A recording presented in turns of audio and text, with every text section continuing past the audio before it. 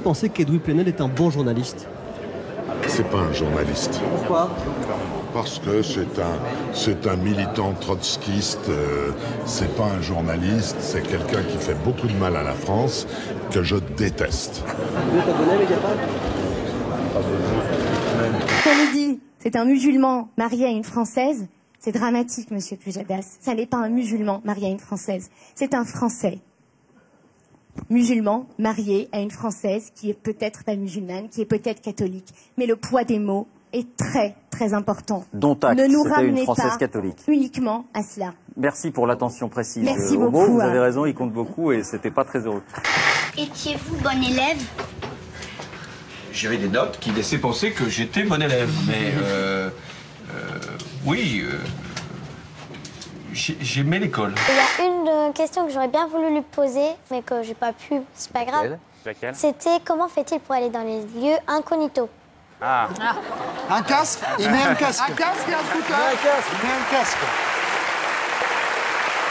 Le trafic SNCF va reprendre progressivement ce matin sur la ligne Paris-Rouen-Le Havre. Il y aura quand même peut-être quelques légers retards à prévoir après cet accident. Un passage à niveau hier entre un poids lourd et un train de marchandises près de Bonnières dans les Yvelines. Il n'y a pas de victimes.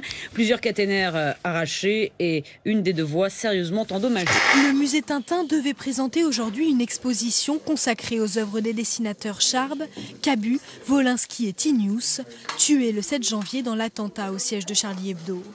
Mais les menaces terroristes qui pèsent sur la Belgique ont finalement eu raison de cette rétrospective, trop dangereux selon les autorités et l'administrateur du musée. Il fallait s'y attendre. Au Mexique, les trafiquants de drogue utilisent désormais des drones pour survoler et passer cette frontière avec les États-Unis. On en a eu la preuve hier quand on a retrouvé celui-ci qui s'est écrasé sur un parking de la ville frontière de Tijuana, au Mexique.